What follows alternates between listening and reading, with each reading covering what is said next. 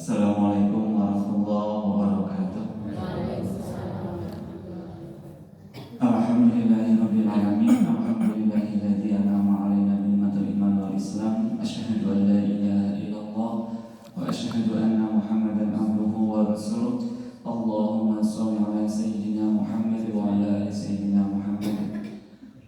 Hadirin kaum muslimin muslimat rahimakumullah, ibu-ibu, bapak-bapak, alhamdulillah pada subuh kali ini kita bisa bertemu kembali untuk bersama-sama menambah pundi-pundi kadar keimanan kita kepada Allah Subhanahu wa taala.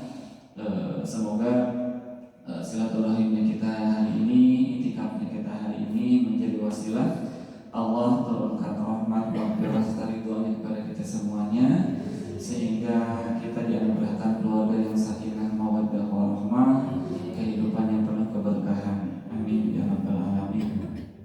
Salawat dan salam semoga senantiasa kita limpahkan pada baginda Rasul Habibana wa Nabiyana Kanjeng Nabi Muhammad sallallahu alaihi wasallam, kepada keluarganya, para sahabatnya, para tabi'in-tabi'innya, dan juga kita bermohon semoga menjadi bagian umatnya yang mendapatkan syafaatul uzma di yaumil kiamat nanti. Amin ya rabbal alamin.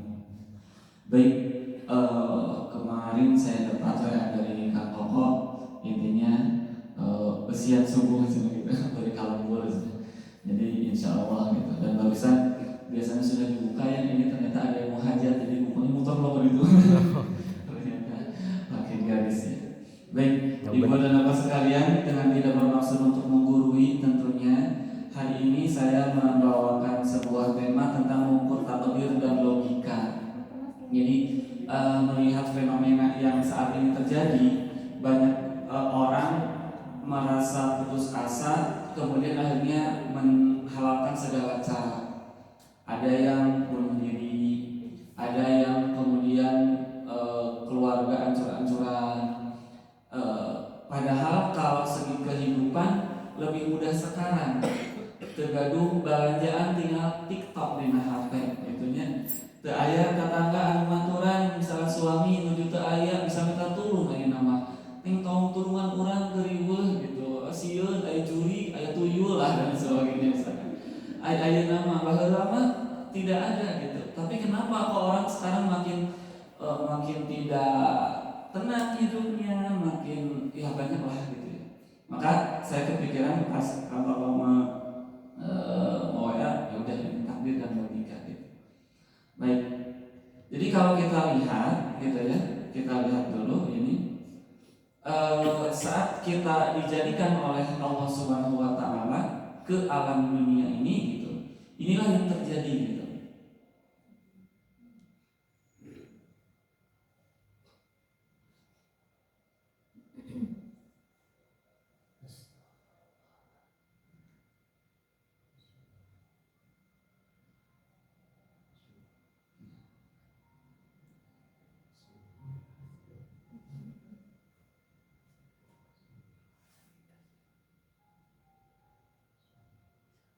Ini yang terjadi. Kita sendirian gitu. Sastra itu 450 juta sekali sempur. Tapi yang membuahi cuma satu. Yang lainnya apakah mereka gugur? Tidak. Jadi ketika mereka nempel di dinding sel telur, mereka langsung berdoa, ya Allah, tidak apa-apa, cinta saya tidak diterima, kromosom saya tidak diterima, tapi kami akan mati di sini, memberikan protein meminya untuk perkembangan. Itu jadi pembuahan, jadi 2 membelah, jadi 4, jadi 8, 16, terus gitu. Nah seperti ini tuh Pak, kayak buah anonak pinggirnya itu. Nah jadi mereka itu membelah. Nah ini terjadi pada saat pembuahan hari ketiga sampai hari ke-11. Di atasnya terbentuk seperti itu, ada semacam lempengan. Nah ini lempengan terbagi menjadi 2, nanti menjadi 3. Lempengan ini ada yang meliuk ke dalam, ada yang meliuk ke luar, ada yang meliuk ke tengah-tengah. Nah ini terbentuk 3 lapisan, seperti buah, seperti waluh siam yang kita ini. Terbentuk ya di atas vertebrae, terbentuk pertama kali jantung. Nah ini awal kata itu mulut kita di atas muka besar banget. Kemudian ada calon telinga, calon mata, terus ke bawah, ini calon ekor, ini calon kaki muncul ke atas, keluar, calon tangan di atas muncul begitu. Nah, ini terus berkembang berkembang sel-selnya berkembang gitu. Nah, ini prosesnya itu organ-organisasi ini sampai sempurna itu sampai 4 bulan. Sampai 4 bulan ini sempurna seperti ini terus makanya kalau orang keguguran pas usia 4 bulan membentuk seperti ini. Nah, dengan melalui tali pusar itu, ini yang tali pusar ini nyedot kayak colokan listriknya ke seorang ibu. Yang luar biasanya, kalau golongan darahnya ibunya adalah A misalnya, anaknya AB, tapi itu protes gitu dan tidak bercampur gitu. Makanya suka ada treatment kalau ada beda golongan darah dengan ibunya. Misalkan A dengan AB, bisa ada tanda unsur A-nya gitu. Nah, ini kokoh di dalam rahim ini, gitu. Disebut dengan bentuk lain itu dia sempurna. Telinganya mulai terbentuk, dia suka ngecat gitu ya, kakinya gitu. Nah, ini kuliah bergerak dan sebagainya gitu. Nah, ini semua terjadi selama kurang lebih 9 bulan. Makanya kalau usia 7 bulan lahir itu ada yang selamat, ada yang tidak selamat. Kalau kakak saya itu lahir 7 bulan, belum ada inkubator, belum. Tiap hari kata ibu saya, sampai sekarang ibu saya masih sakit hati oleh orang tersebut. Disebutnya bilang gini, ibu datang juga anak monyet gitu. Saking kecilnya, kurang dari 1 kilo kalau tidak salah kakak saya itu. Tapi ketika Allah menyatakan bahwa dia harus panjang umur, sehat tanpa diinkubator, tiap hari itu Pak, kata ibu saya, tiap hari itu ngambil botol aqua air mah banyaknya, dulu mah belum gitu ya. Pakai air hangat di pinggir-pinggir digepit sama botol hangat, kemudian seluruh badannya itu diiringi dengan minyak kelapa. Sampai orang-orang yang pada saat itu ngurus, lamun gede dia budak kepikiran kahirup cenah, rek syukuran gitu. Dan betul sampai sekarang alhamdulillah pun fayakun. Jadi, ini ketika keluar seperti ini, maka seorang perempuan kudu ngadain keluar biasa kan, keluar seperti ini, sampai keluar kepalanya. Nah, kemudian akhirnya keluar seperti ini. Nah, subhanallah. Jadi dalam hal ini saya ingin menyampaikan mana sih bagian takdir, mana bagian logika gitu. Muncul logika, vagina perempuan itu kan lubangnya kecil, tapi kepala orang bisa keluar gitu. Nah, disitulah antara takdir dengan logika kita coba analisis. Nih, qadaro atau takdir berasal pada qadaro, artinya ukuran. Allahu khalaqa kulla syai'in faqadarahu. Allah menciptakan segala sesuatu itu dengan ukuran. Nah, mulai. Jadi disebut dengan ukuran di sini, ukuran siapa? Ukuran yang harus kita gunakan adalah kadar-kadar seperti baginda Rasulullah SAW hijrahnya dari Mekah ke Madinah. Itu ketika beliau di perbatasan Mekah dengan Madinah, beliau berbalik badan dulu melihat Mekah. Beliau berkata, ya Allah, kalau bukan karena perintah Engkau, aku tidak akan berangkat untuk hijrah ke Madinah. Saking cintanya bahwa Mekah sudah berusaha dibangun, tapi perintah Allah harus dijalankan. Artinya ada ukuran-ukuran yang kita gunakan sebagai ukuran logika manusia, tetapi di balik itu ada kadar keimanan yang harus mendasari kita untuk melakukan sesuatu. Ukuran itu qadaro. Ketika menggunakan istilah qadaro, artinya adalah Allah Subhanahu wa taala telah menjadikan seseorang itu berkuasa melakukan sesuatu dengan kadarnya atau kemampuannya. Misal dina surat An-Nisa apa Pak? Ar-rijalu qawwamuna 'ala nisa. bahwa laki-laki itu adalah figur pemimpin bagi perempuan. Bahkan berikutnya bima fadala ba'duhum ba'dha, dan atasnya Allah memberikan kelebihan atas perempuan. Kalau kita ukur-ukur ya, kalau kita ukur-ukur akan keukuran Allah, nah yang wajib memberikan nafkah teh laki-laki, bukan perempuan. Nah, kenyataannya ada juga perempuan yang pekerjaannya lebih tinggi, penghasilannya lebih tinggi. Nah, disinilah kadar-kadar ukuran Allah bahwa laki-laki itu figur pemimpin. Puperiheun penghasilanana di bawah istrinya, atau sing jadi figur pemimpin di dalam keluarganya, mix and match karena si keluarganya. Apa petakan sehingga perempuan walaupun punya penghasilan lebih besar sadar bahwa dalam keluarga figur pemimpin itu harus muncul dari seorang laki-laki. Peperihan dina harta atau dina fisik, dina psikis gitu. Ya. Karena ternyata sebanyak-banyaknya rezeki perempuan itu tidak diwajibkan untuk digunakan nafkah keluarga.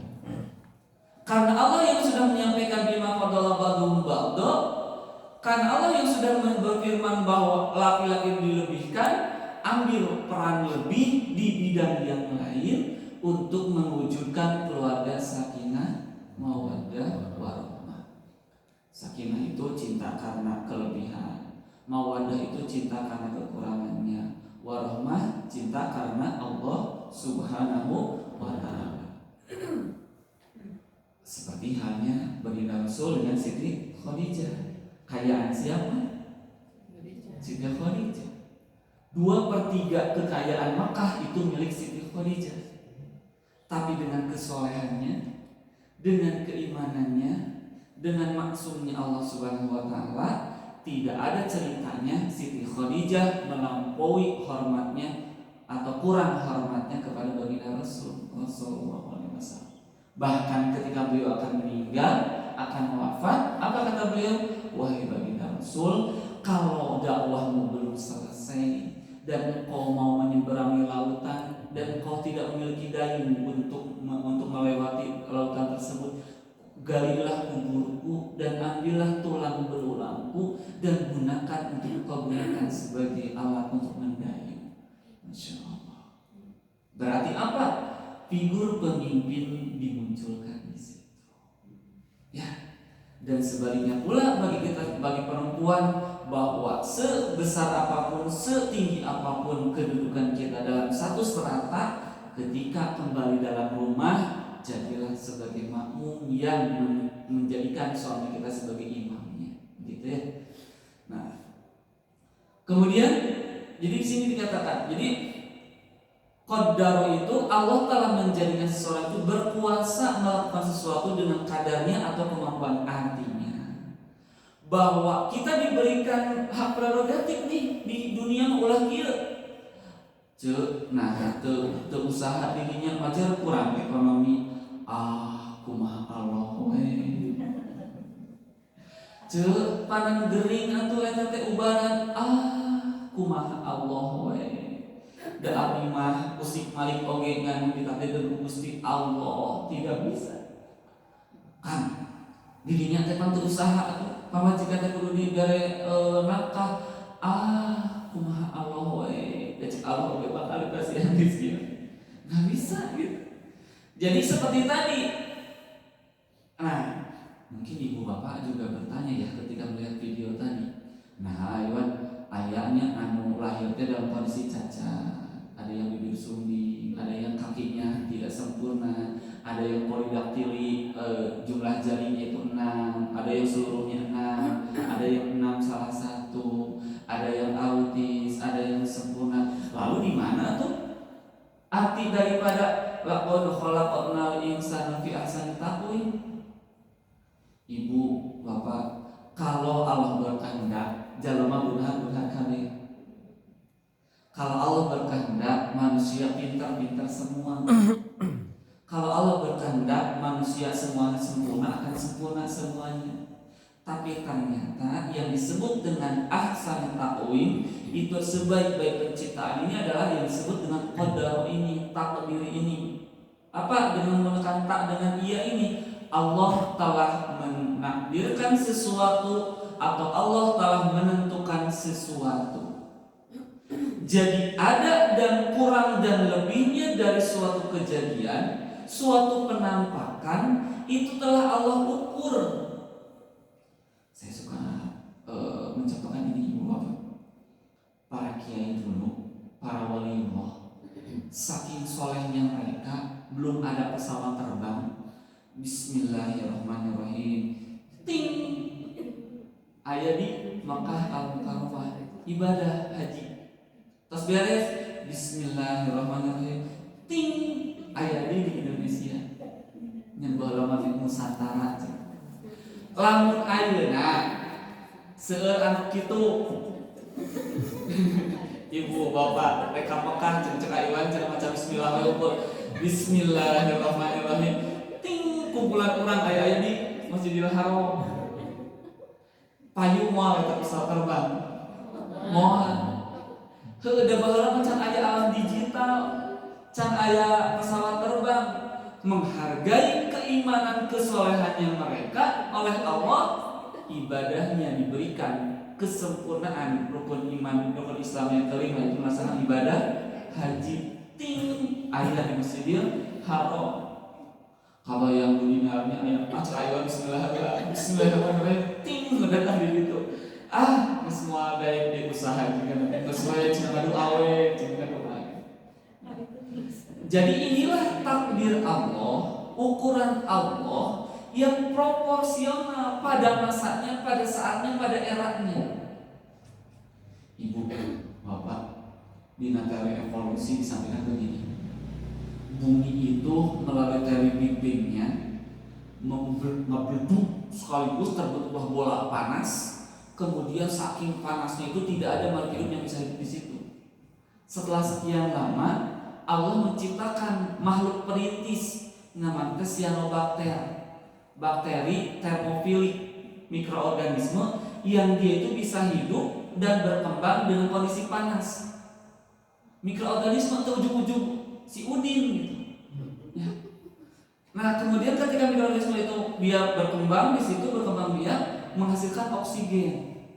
Ada oksigen, kemudian menghasilkan namanya adanya tumbuhan. Dia mengeluarkan karbon dioksida, kemudian diciptakan tumbuhan perintis disebutnya itu alga, mun aya nama sabangsani lumut bukan itu. Terus berkembang, ciptakanlah hewan-hewan yang makin tinggi. Itu beda eranya, itu ratusan miliaran tahun gitu ya. Setelah siap, kemudian ciptakan tanaman lebih tinggi lagi, ciptakan makhluk hidup lebih tinggi lagi. Kemudian diciptakanlah Adam sebelum Nabi Adam. Eta disebut dengan makhluk purba. Dengan ke SD, SMP orang diajarnya aya paleo Japanicus sementara itu dengan nanti Homo trinensis sementara itu nah. Jadi tapi ada masana kemudian diciptakan dinosaurus. Kusabab dunia geus seimbang, aya pohon, aya tanaman, aya makhluk-makhluk purba. Ku Allah teh nah atuh ditakdirkeun ujung-ujung meteor berjaratu di alam dunia teh. Bum. Maot teh kan deh. Geus maot kabeh teh.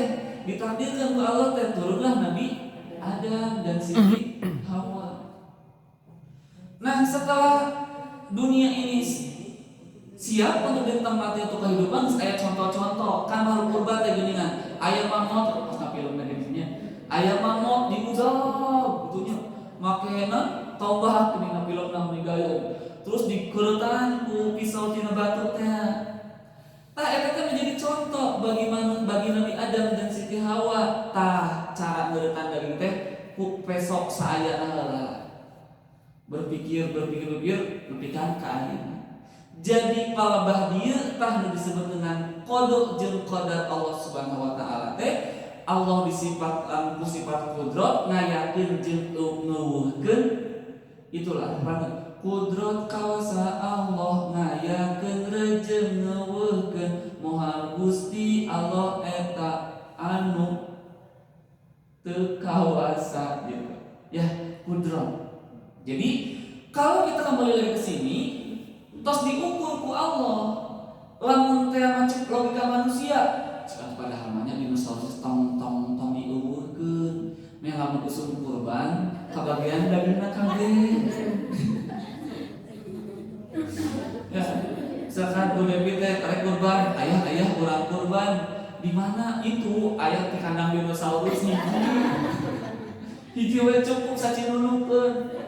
Tapi da fungsinana oge lain. Fungsina teh ternyata dinosaurus teh untuk memakan dan dimakan hewan pada saat itu.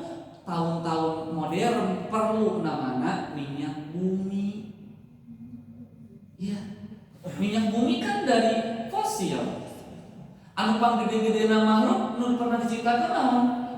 Dinosaurus. Makanya cadangan minyak Amerika jeung Arab Saudi pang gedena. Ari Amerika mah henteu di dulang, teu digali, da nyokotan we ti mulai. Ke palabar batur butuheun kakara dikaluarkeun. Arab Saudi panggedena, awal kehidupan dirinya, fosil manusia, fosil dinosaurus dan sebagainya ada di situ, sehingga didulang luar biasa minyaknya. Jadi cek logika manusia mancing pada hamanya lamun teh mah eta mah logika manusia. Tapi kodok jeung qadar Allah, ukuran Allah mah berbeda lagi kan. Allah kasifatan kusifat kudrat. Jadi memberi kadar, mengukur atau ukuran itu adalah kemampuan daripada Allah Subhanahu wa ta'ala. Jadi dalam rumah tangga pun kita tidak boleh mendominankan logika. Cek logika, lamun ibu kenging THR bahagia tebu bahagia THR kamu berlipat-lipat ganda. Ari PT mobil nana teh kudu diservis. CF THR teh pake nyervis mobil. Bahagia henteu. Jadi ngaranna logika mah ngan sekedar yang terukur oleh otak manusia. Cek logika lamun ibu gaduh putra bahagia. Kenyataannya kadang dongkol, kadang-kadang mampi kakeheun gitu. Maka sabbihisma rabbikal a'la alladzi khalaqa fasawwa walladzi qaddara fahada. Lamun tos aya kakeheul, lamun tos aya kacape dina rumah tangga perihal terkait dengan qada Allah Subhanahu wa taala, sucikanlah nama Tuhanmu yang maha tinggi, yang menciptakan semua makhluk dan menyempurnakannya, yang memberi takdir kemudian mengarahkannya. Nah, ini jawabannya. Jadi urusan takdir ada urusan Allah mengarahkannya. Lamun tos aya kadongkol karena pasangan, lamun tos aya kakeheul kana jantan putra, pedah teu sesuai jeung harapan urang, teu sesuai jeung logika urang. Hiji, subhanallah ya Rabbi, Gusti nu Maha Suci, rumaos saya punya dosa, barangkali ada kelakuan yang tidak sesuai dengan harapan kita di anak kita, dan mau turun kita tangga merenang sifat bauna, merenang sifat kurang baikna, itu turun dari diri kita. Ulah kieu papa menyeples papa kelakuan anak, padahal belum tentu, bisa jadi itu dari kita we teu nyadar bahwa sifat jelek kita turun ke anak. Aya orang sudah bilang mana uyah antara TS kaluhur, TS mah kahanan. Mas tahu nggak TS? TS tahu nggak TS? TS itu apa ya? Nah, Pak, jadi kalau mencair cair itu mengalir ke tarat ke atas ke bawah. Jadi uyah mah tarat TS kalau tarat TS kalau kahana TS-nya muncul ya. Jadi lamun teh ada hal yang negatif muncul di anak, jangan pas kieu mencepres bapana pisan. Nah, tidak boleh kan gitu. Cek bapana gitu. Budak kami pas kabola cepres indung pisan. Tidak boleh gitu. Tapi langsung subhanallah. Ya Allah, Maha Suci Engkau. Barangkali ada sifat saya yang jelek, moga-moga jangan terus-terusan. Maka ya Allah, arahkan. Fahada. Jadi sebut dengan hidayah itu, sebut petunjuk itu, arahan itu akan muncul dari Allah kalau kita mensucikan Allah. Begitu. Nah, kalau dalam kamus mah dikatakan bahwa ketentuan atau ketetapan Allah yang sudah ditetapkan sejak zaman azali, akan tetapi manusia diwajibkan untuk tetap berikhtiar dan bertawakal. Nah, Bu, ikhtiar dulu, tawakal dulu. Ikhtiar. Jadi setelah kita berusaha memasukkan ke lembaga pendidikan, kita bekerja sama antara suami dengan istri. Jadi dalam rumah tangga teh makanya pantas dalam agama Islam kewajiban nyuci, kewajiban masak, kewajiban mendidik itu ada pada laki-laki sebenarnya. Cuman saking istri ingin mendapatkan mendulang amal soleh, maka kemudian rata-rata nyuci, mendidik, ngurus rumah itu dilakukan oleh istri. Maka dari itu ikhtiarlah terlebih dahulu membagi pekerjaan di dalam rumah tangga. Coba pakai Imam Iwan tos gitu. Saya alhamdulillah kalau namanya nyuci baju selalu sebisanya oleh saya. Dan pakai mesin cuci. Ya, mesin cuci. Sampai kecuali nyetrika, kalau nyetrika saya oleh asisten rumah tangga yang datang seminggu 2 kali. Kalau yang namanya nyuci piring, kami bekerja sama. Karena apa? Ikhtiar terlebih dahulu. Jangan-jangan munculnya anak yang egois, tidak mau nurut atau tidak mau mengerjakan pekerjaan rumah, tertanam dalam frame-nya bahwa seolah-olah ibu itu adalah pembantu. Jangan-jangan seperti itu.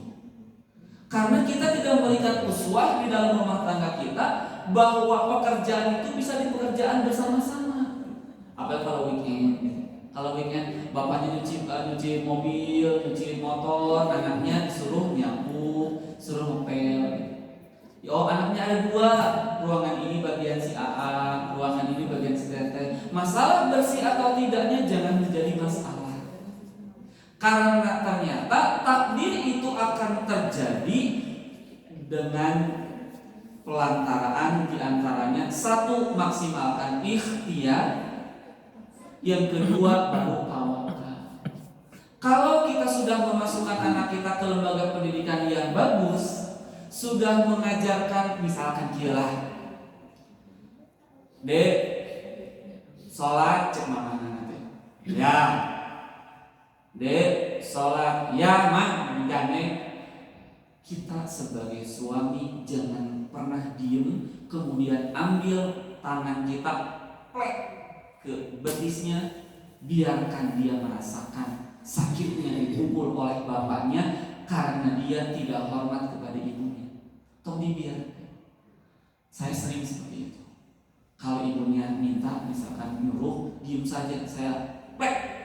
Kau anggap apa ibunya? Tuh cek mama kau. Ambil. Biarin saja. Biar dia tahu bahwa dia harus menghargai ibunya yang sudah melahirkan dia, yang sudah mengandung dia, sudah mengurus dia. Begitu.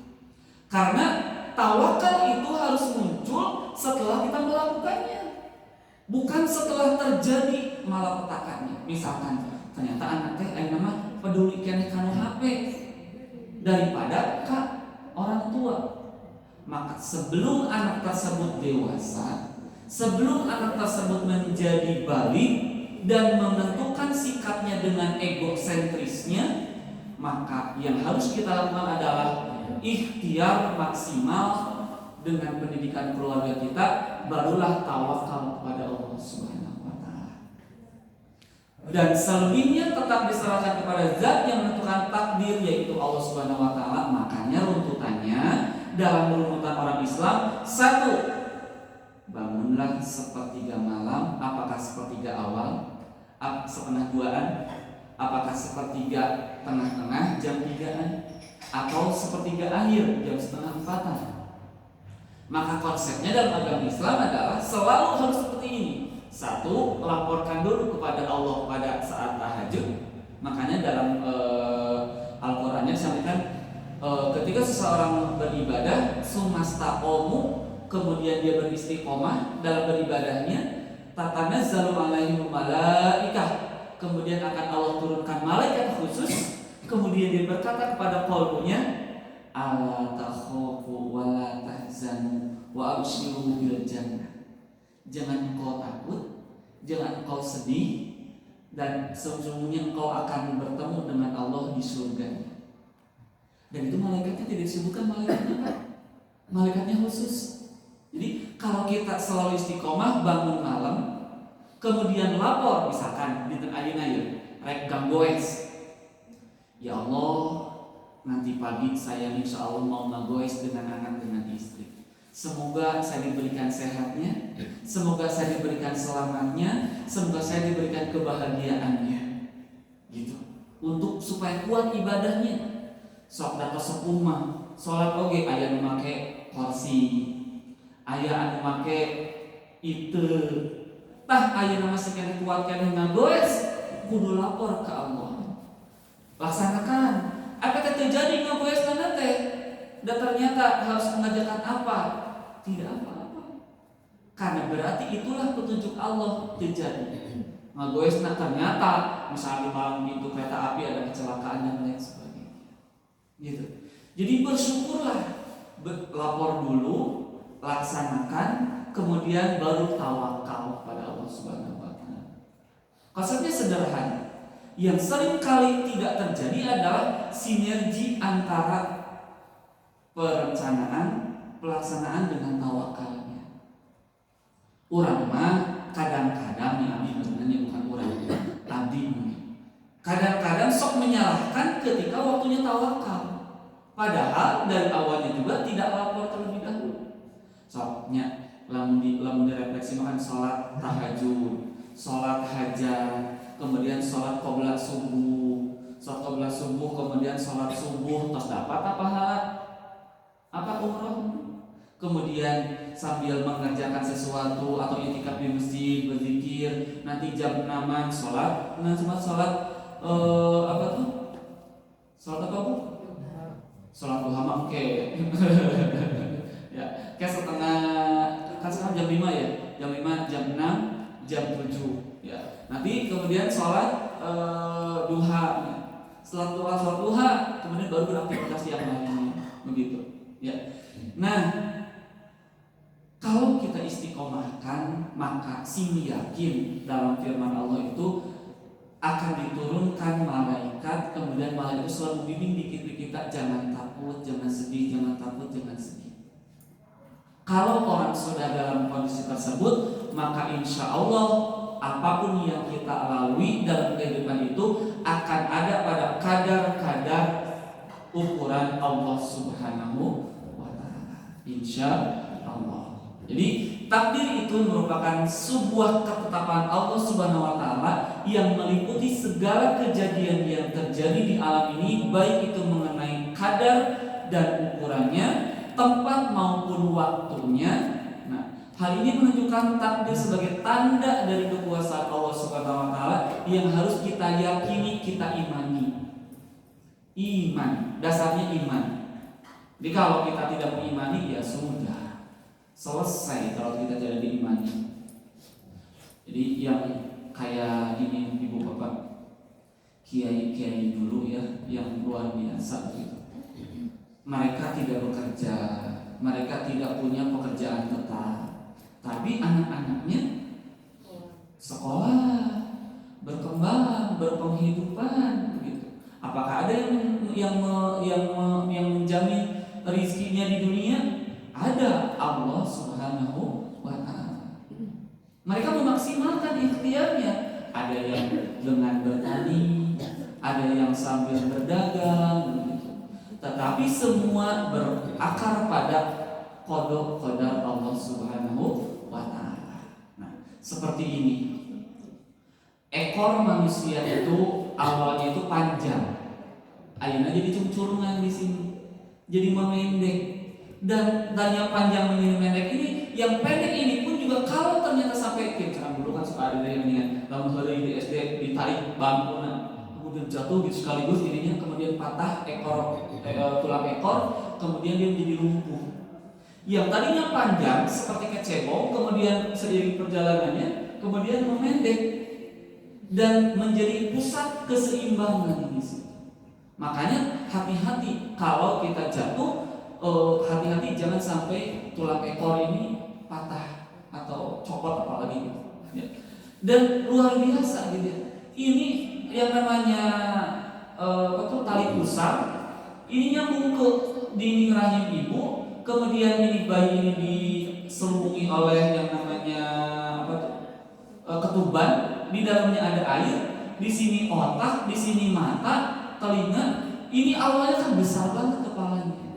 Tapi kemudian seiring waktu, bahkan ini tadinya itu bersatu gitu, ada selaputnya gitu. Kemudian pada fase tertentu ada yang disebut dengan bunuh diri massal sel, sehingga ini hilang gitu. Sisanya. Makanya tidak heran kalau ada bayi yang disebut itu bayi bebek atau begitu, dia berselaput di sini. Masih berselaput tidak. Nah, kaitannya dengan takdir apa? Allah telah menciptakan di sini berbagai enzim, berbagai kodok seluler. Kapan waktunya ini dioperasi secara seluler sehingga seperti ini bisa memegang. Tapi ketika seorang ibu dia tidak menjalankan kasarnya ikhtiar dengan maksimal, misal seorang ibu malah dia merokok.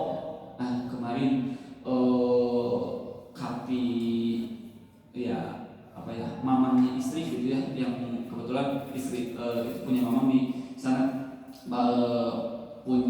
istrinya itu merokok sehari itu 2 bungkus sehari, 2 bungkus padahal dalam kondisi hamil, sudah diperingatkan. Dan kemudian kemarin minggu kemarin di usia kandungannya 7 bulan, kemudian abortus dan itu juga akhirnya harus dioperasi sesar, masuk ke NCU ya, yang itu ICU, masuk ke ICU dan tidak bertahan. Setelah dicek ternyata apa? Jantung yang hanya sekat itu sangat tipis sekali. Jantung kayak di sini ya Pak ya. Jantung itu kan ada 4 ruang, bilik kanan, bilik kiri, gitu ya. Kemudian serambi kanan, serambi kiri. Itu sangat tipis sekali. Pas pembentukan selaput jantung karena diini oleh asap rokok, ternyata tidak terbentuk selaputnya dan darahnya bercampur antara yang cair oksigen dengan miskin oksigen. Akhirnya tidak bertahan, hanya beberapa hari saja dan kemudian meninggal. Nah, kaitannya dengan takdir bahwa sudah tahu rokok itu racun dan yang namanya kan gini, ari kebul teh asap teh karbon monoksida, sedangkan yang dihasilkan oleh tanaman adalah oksigen. Nah, di dalam darah kita itu ada yang anu ngalir terus kadir. Darah itu ada namanya keping darah, sel darah merah. Keping darah itu mengandung di sisi, jadi kalau misalkan ini adalah keping darah, di sisinya itu ada 5 titik, namanya Hb, hemoglobin. Hb ini fungsinya adalah untuk mengikat oksigen dan karbon dioksida. Tetapi kalau ditanya secara jujur-jujuran, keping darah ini lebih suka berikatan dengan karbon monoksida, dengan racun. Maka kalau seorang ibu sedang hamil, dia mengkonsumsi rokok atau terpapar rokok terlalu banyak, maka Hb tadi akan lebih cenderung mengikat karbon monoksida dari rokok tadi, sehingga akhirnya proses pembentukan selaput jantung diantaranya tidak maksimal, akhirnya tidak terbentuk lapisannya. Nah, akhirnya dia meninggal. Artinya bahwa kalau sudah tahu hal-hal tertentu itu adalah racun, tidak baik, tidak positif, jangan didekati. Apalagi seorang ibu yang sedang hamil, satu strip seorang ibu stres, maka bayi 9 kali lipat stresnya. Maka wahai kaum Adam, kita sebagai bapak-bapak, kalau istri sedang hamil, bahagiakanlah mereka. Karena dengan membahagiakan mereka, itu awal mencetak generasi yang ulul albab, berkembang otaknya dengan maksimal, begitu. Ya, ini salah satunya contohnya begitu. Nah, sampai jam berapa ini? Bisa jam 6? Boleh 10 menit lagi ya. Baik.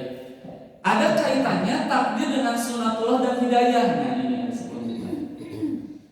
Takdir itu adalah ukuran Allah, ketetapan Allah. Ada sunatullah. Sunatullah misalkan di dalam kosmos kehidupan. Tadi teh uyah sok TS kahana, tara TS kaluhur, pasti ngalir maka hana. Bumi dulu diyakini bahwa mataharilah yang mengelilingi bumi, tapi ternyata justru bumi yang mengelilingi matahari. Makanya pas ini adalah matahari, ketika bumi ini seperti ini berputar. Nah, ketika air di dia Cibiru, berarti airnya siang. Tapi ketika dia berputar saya membelakangi, berarti malam. Nah, di dalam keyakinan kita ada yang disebut dengan sangkakala. Nanti suatu hari nanti itu akan terjadi kiamat. Ternyata yang di antariksa menurut ada disebut dengan black hole, seperti corong toa. Dan ketika itu, maka kemudian planet itu akan koyak dan kemudian hancur lebur. Nah, itu adalah sunatullah.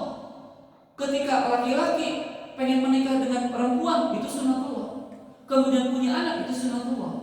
Tetapi kadar-kadar yang harus kita miliki adalah bahwa ada aturan Allah yang harus kita taati.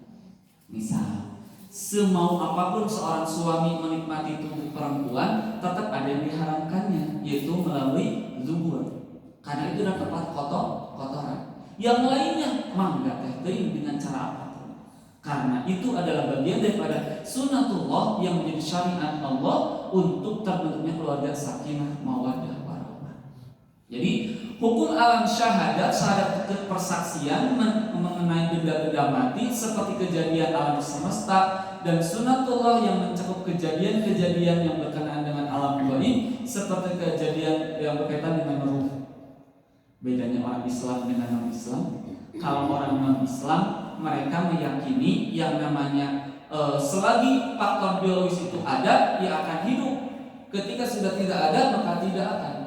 Ibu bapak, kalau lagi kurban ngambil gini kulit nak diampatin kan, sok akan nyedang kene gerak-gerak si kulitnya.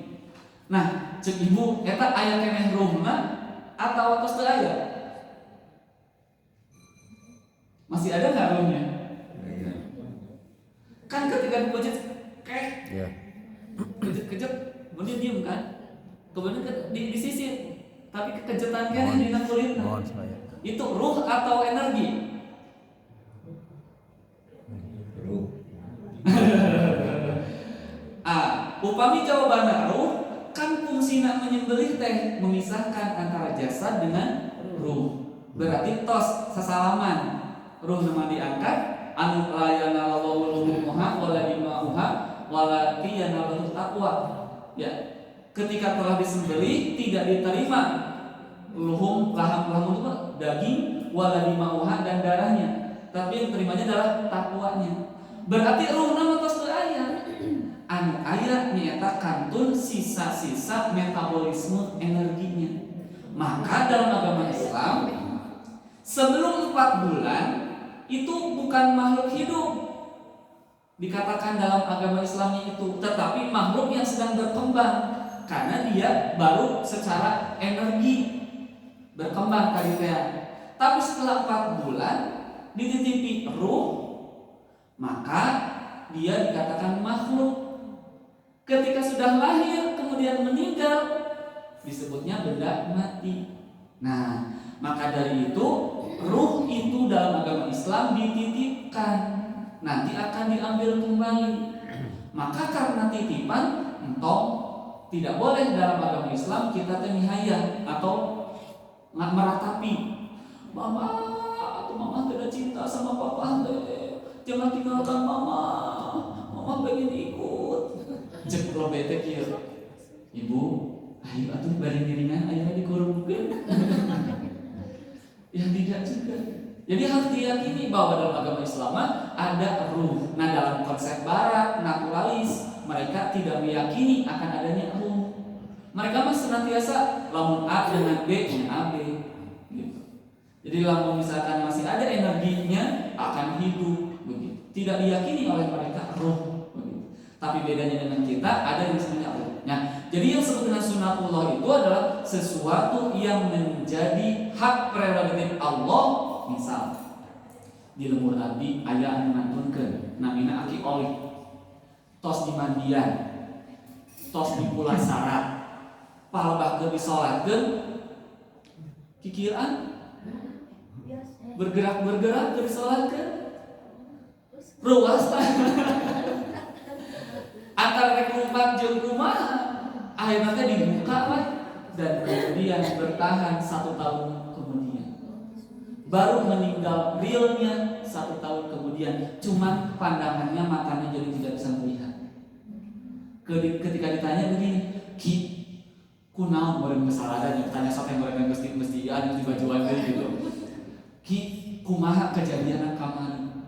Kata beliau, tadi teh capek pisan. Aki teh dibawa nanya ke gunung, turun gunung, bertemu jeung makam-makam. Aki teh diapingkut 2 orang berjubah putih jarang. Ngan pas terakhir lewat ayat danau, aya ngogorolan ti tukang. Aki hayu balik da can waktuna. Kemudian baliklah, kemudian ya terperanjat. Satu lagi, saya dulu membawa asisten rumah tangga buat dosen saya di Panyawangan. Dari Wadok ke sini naik MS berdiri. Pas turun mungkin pusing. Pas naik ojeknya jalan, anjeunna jatuh. Jadi ojek itu anjeunna jatuh, kepalanya ieu terbentur karena ieu. Tidak terlihat luka apapun. Tapi yang jelas dari sini, dari telinganya keluar darah banyak. Bawa ke AMC. Kemudian saya ditelepon oleh yang sekan asisten rumah tangga teh bulan. Yang satu Pak Iwan cenah, "Ieu kumaha sakitin?" "Bro, kumaha geunan kitu?" Nya ke rumah sakit. Ternyata waktu itu siang, kemudian lama sampai asar, dari asar kemudian sampai bawa lewat tol ke Hasan Sadikin, ternyata di CT scan dan sebagainya, ternyata terjadi pendarahan di otak kanan dan otak kirinya. Sehingga akhirnya dipotong Pak. Jadi jam 10:30 malam kata dokternya, ini mau dioperasi tidak? Kalau tidak, Pak ada 5 kemungkinan. 1, meninggal langsung. 2, kalaupun dia hidup kemungkinan cacat. 3, kemungkinan komunikasinya tidak lancar. 4, kemungkinan amnesia sementara. Yang ke-5, kemungkinan yang paling sederhananya adalah amnesia beberapa bulan. Tapi udah operasi atau tidak? Akhirnya ya udah operasi saja. Nah kemudian singkat cerita ininya diambil, tulang tenggorokan ini diambil, kemudian dibersihkan, dan kemudian 6 bulan dia amnesia. Setelah 6 bulan, kemudian dia tuh dokter, dia tidak ingat siapa, bahasa pun hilang, hanya bahasa Indonesia sebagian, bahasa Sunda hilang semua. Kemudian akhirnya 6 bulan kemudian tiba-tiba gitu, dia ingat lagi semuanya. Dan ketika kami tanya, Teh Titin, kamari kumaha we? Sama. Dia naik gunung, lewat, capek kata dia. Dan ketika terakhir dia mau menginjak ke danau, dia ditarik lagi hayu urang balik can waktu. Tah, palebah dieuna sunatullahna Gusti Allah teh. Aya qada qadar Allah. Jadi selagi usaha bisa dimaksimalkan, doa dimaksimalkan, siksanya tawakaltu ala Allah la haula wala quwata illa billah. Jadi lamun can usaha, can ngadoa ka Gusti Allah, can aya proposal, tong ujug-ujug abdi mah kumaha Allah we. Cing atuh neangan gawe, kumaha Allah we. Tah kitu mah disebutna teh golongan Jabariyah.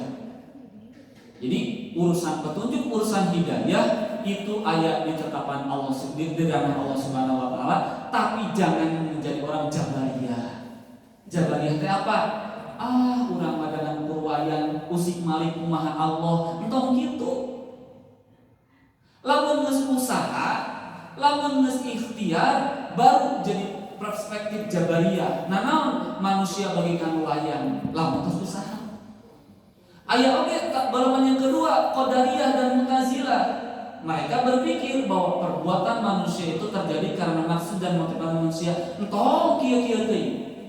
Jika tadinya usaha awak hargaan eta geus begang kitu usaha makanan bukan urang mah salagi urang bisa urang rek maksimalkeun dana we kumaha usahana teu bisa kitu oge. Jadi nu ari Jabariyah mah nanaon teh kumaha Allah. Ari Qadariyah jeung Mu'tazilah mah kumaha manusia, terlalu teuing fokus kana usaha, bisi kecewa. Da geuningan ternyata tidak semua hasil sesuai atau sebanding dengan usaha. Kan aya banyak anu pekerjaan teh cuma kieu buat berapa sini? Ting tong juta, miliar. Tapi ayo 50.000 gitu. Nah, jadi kudu mana? Ambil pendapat Asy'ariyah, yaitu bahwa manusia tidak kuasa untuk menciptakan sesuatu, akan tetapi manusia mempunyai kuasa untuk melakukan suatu perbuatan karena hanya Allah lah yang Maha Pencipta.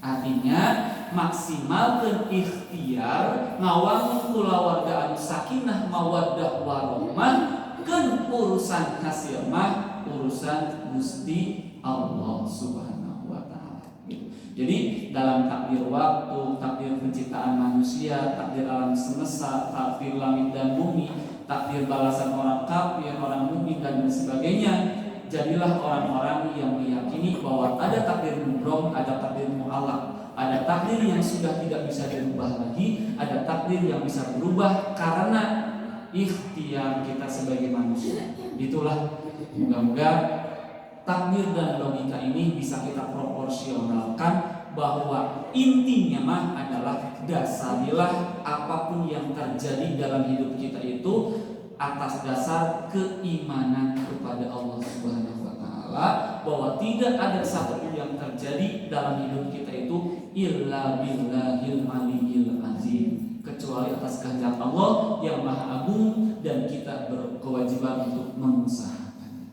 Itu. Maka ada yang ditanyakan? Ya, dipersilakan kalau ada yang bertanya.